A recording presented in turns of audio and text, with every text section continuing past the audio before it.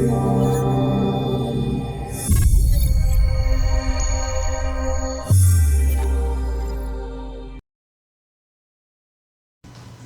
right, everybody, we are back again. Ding, ding, ding. We are in the building, Ringside Corner Confessions. Y'all know it's me, Troy Vaughn, also known as Trey Amazing, favorite part-time stripper, part-time megachurch pastor, but I am a full-time dating commentator, and this is Ringside Presents Corner Confessions. Today I have a unique and privileged opportunity to sit here with a young king, a young boss right here in the city of Atlanta.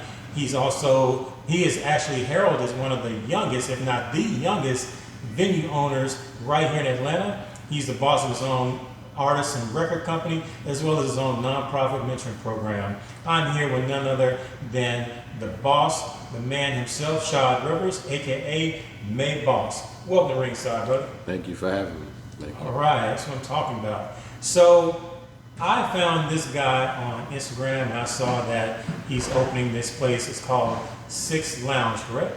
Yes, Six Restaurant Lounge. Yes. Six Restaurant Lounge. So, before we dive into the meat of this, kind of briefly tell us about the lounge and, kind of the unique, appearance and flavor of this place. All right, so basically with the lounge, me and my father both own it, and I have a partner. His name is Joker, and me and him actually designed the whole layout of the building, from the color, which a lot of that has to do with me, with my fraternity and my alpha. So that's where the six comes from, in the black and gold. The blue, turquoise kind of color comes from Johnny. That's his favorite color. And then my dad, he kind of just, whatever I want to do is he's gonna sign off on it. So. Okay. So, you just based on, the information I've gathered on you and the history of this place, as well as, your history, you definitely, you're a king in the making. You're definitely making some great inroads, and you're creating an impact right here in the city. So, I think, and you mentioned that you're an alpha, but in addition to your fraternity, you would consider the fact that you're a boss and you have employees. You'd be considered an alpha male. Yes. Which that's a big thing. A lot of women, that's what they desire in a man. They desire a man who is an alpha male. No beta males, but alpha male. And someone like you, you're on the fast track to building that generational wealth, and you're, as a lot of people say, breaking generational curses and the whole nine.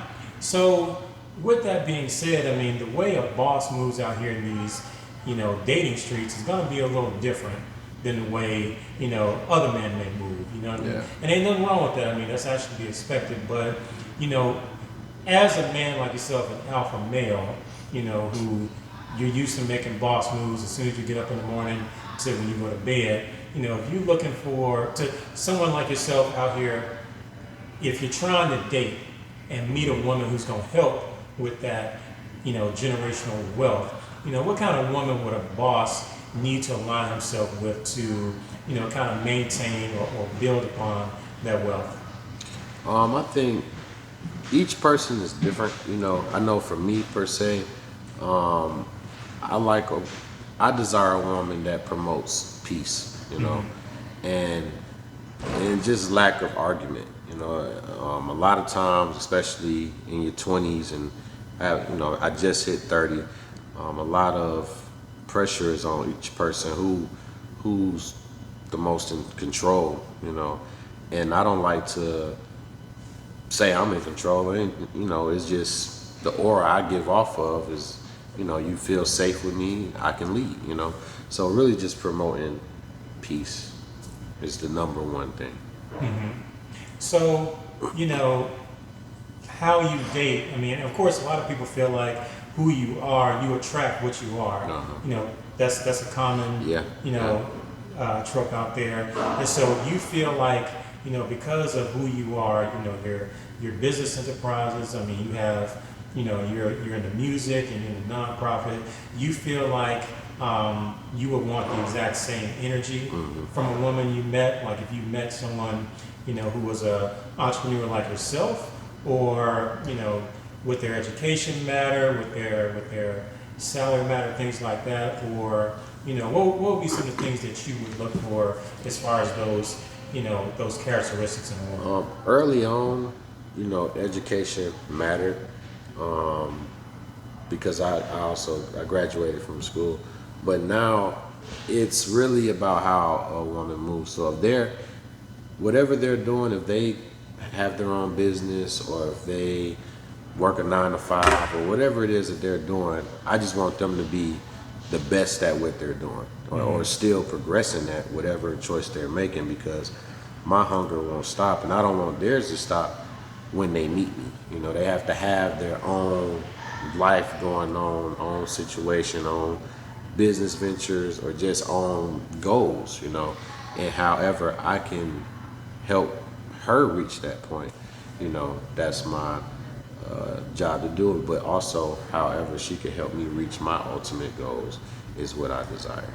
Okay, so definitely an alignment of energies, and okay, I feel that. So you're around other men. You're around men, some younger, some older, who, I presume you're around other men who are doing something similar as far as, trying to build their enterprises, build their empires. What are some things that you've seen, and you don't have to get specific and name names, but regardless if it's celebrities or people around, guys around the way, without getting too specific as far as, identities, what are some things, some behaviors you see with other guys you feel like may be detrimental to building an empire, as far as the women they meet, the women they choose to date, the women they choose to marry? What are some, some dating behaviors that you think are kind of common, or that you observe that, may, I guess, be in opposition to wealth building and sustaining wealth?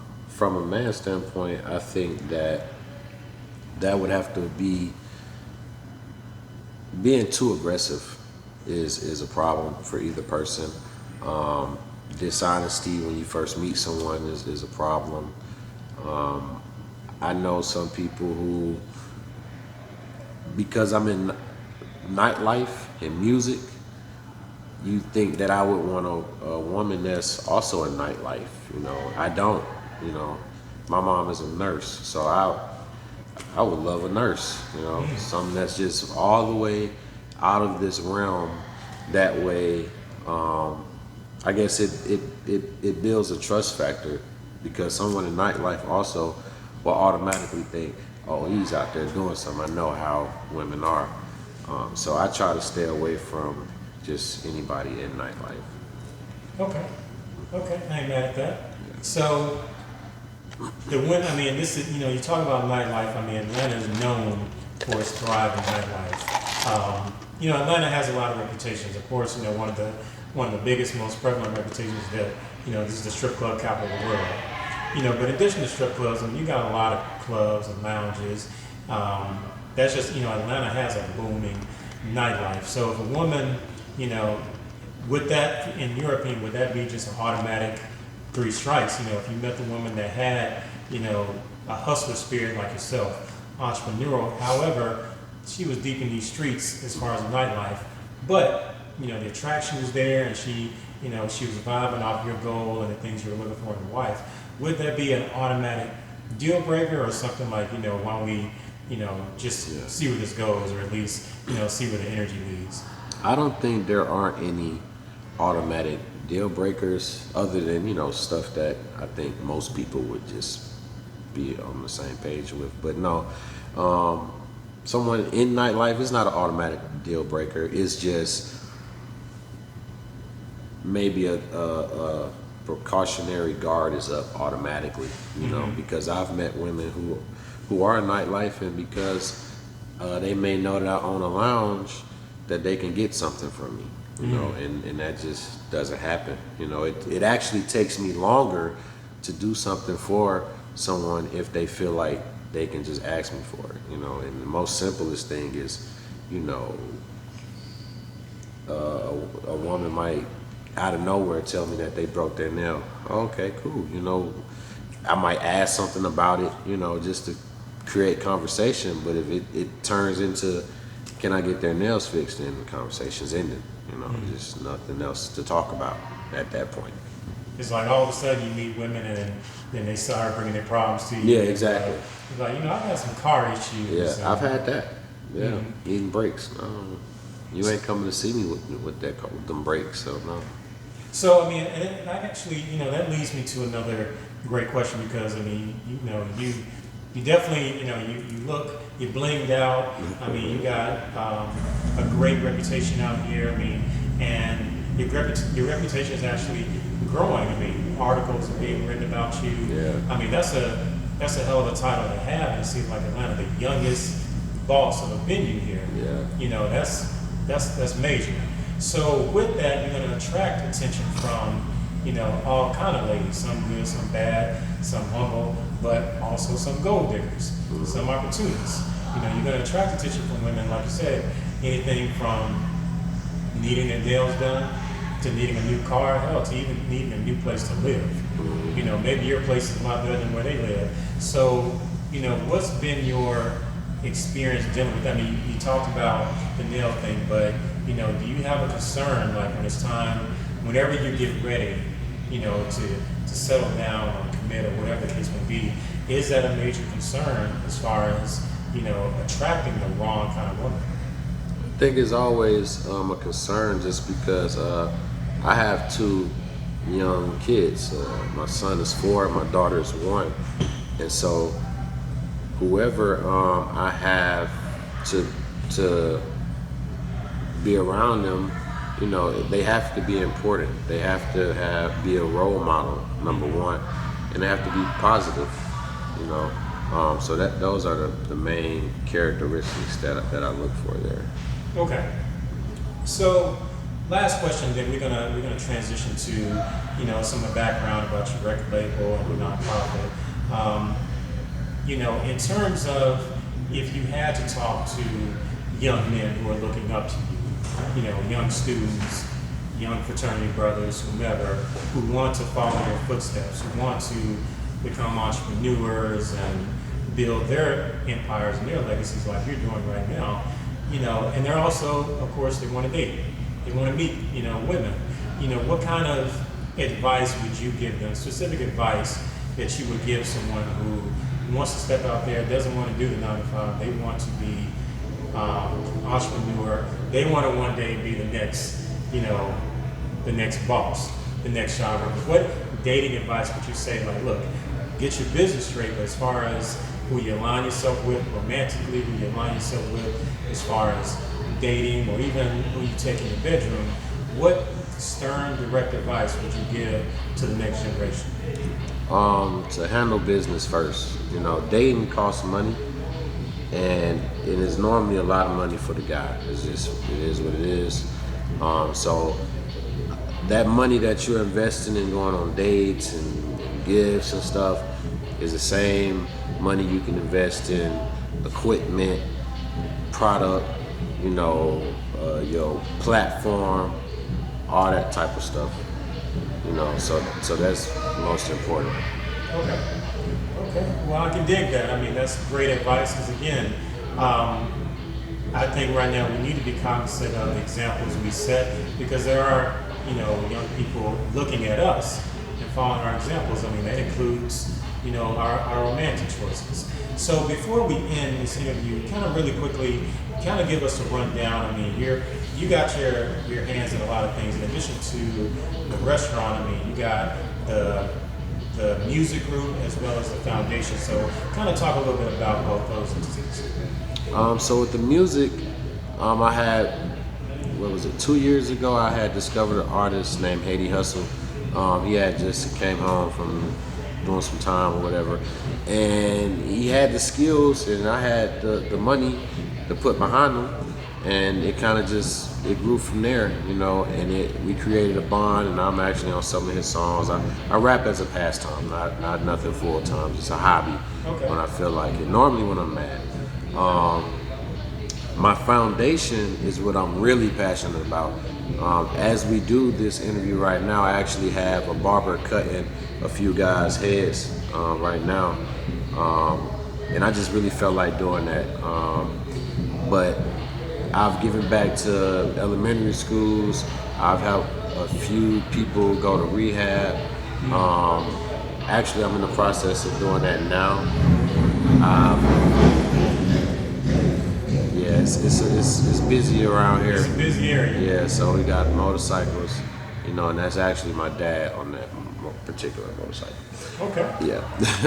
But like I said, I've given back to elementary schools. I'm currently about to help someone go to rehab now.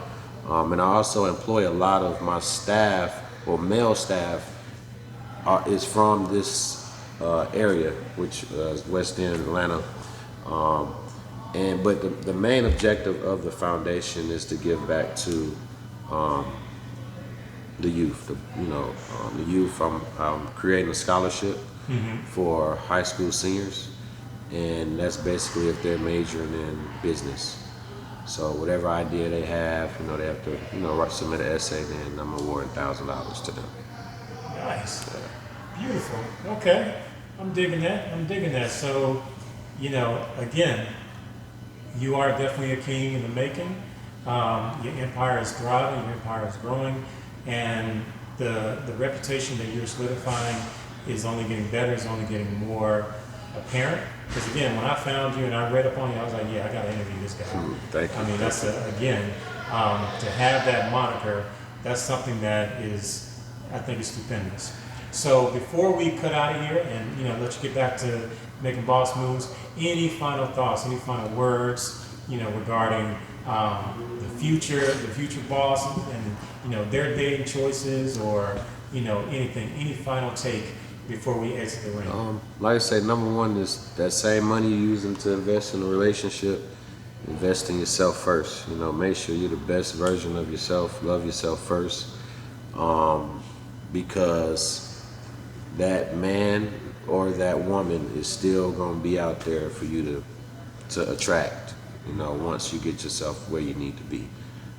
That's something that I, took some time to learn, but I'm glad I learned it. So if you're watching, please take that advice. Okay. You have social media, anybody that wants to know more information about you or your restaurant or the foundation or any of the things you're involved with. If someone wanted to find you, how can they find you? Okay, so my Instagram is made.boss. That's MAD, 3, my restaurant and lounge page is 6 Lounge, 6 IX Lounge ATL. My website is madeboss.com, and you'll see information about me on there. Also, the article that just got published on Sheen Magazine, you can just type in Shad Rivers, Sheen Magazine, and that full article will pull up, so go check that out.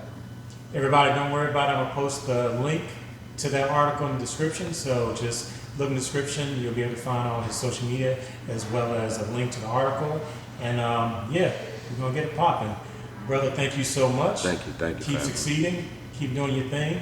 And once again, I appreciate you, everybody out there. If you're out on Facebook, if you're seeing this, make sure you find the Ringside community. Go ahead and go to the top of the search bar, type in Ringside LLC, and find the digital Facebook group, the digital community, and just request access, and either myself or one of the admins will admit you. And as always, thank you, everybody. Make sure you follow, drop some comments down below, and most importantly, and I can't stress this enough, most importantly, subscribe. Thank you so much, man, and we will catch you again. Thank you.